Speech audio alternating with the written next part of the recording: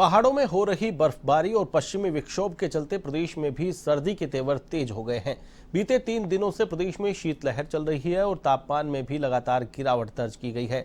वहीं मौसम विज्ञान केंद्र जयपुर की माने तो आगामी दिनों में प्रदेश में अब शीतलहर का असर कम होने लगेगा।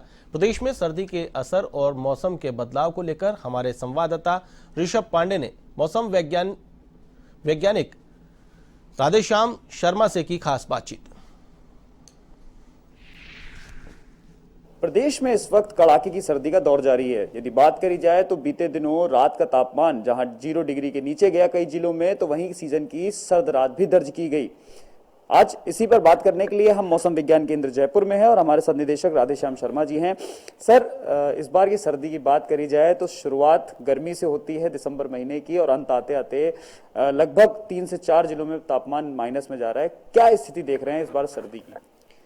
देखिए, जैसा कि मौसम केंद्र जयपुर ने पहले से ही ऑरेंज अलर्ट राजस्थान के लिए जारी किया था, पिछले 2-3 दिनों से लगातार राजस्थान के ज़्यादातर हिस्सों में कोल्ड वेव और कहीं कहीं सीवियर कोल्ड वेव की परिस्थिति बनी हुई है। आज भी यदि देखें तो सबसे कम न्यूनतम तापमान चूरू में माइनस में 1.5 डिग्री सेल्सियस के आसपास दर्ज हुआ है और फिलहाल जो सिचुएशन है उसके हिसाब से अभी भी अगले 24 घंटों तक राजस्थान में विशेष तापमान में परिवर्तन होने की संभावना नहीं है। यानी कि जो cold wave to severe cold wave की परिस्थिति है वो अभी भी अगले 24 घंटों तक बनी रहेगी।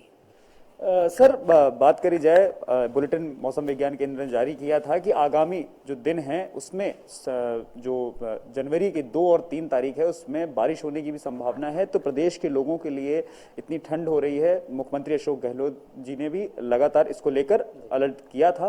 क्या मौसम विज्ञान केंद्र आगे दिनों के लिए कह रहा है?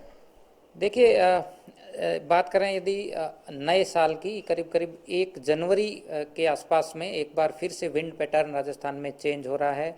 एक और नया वेस्टर्न डिस्टर्बेंस जो है वो राजस्थान पे एक्टिव होने की संभावना है।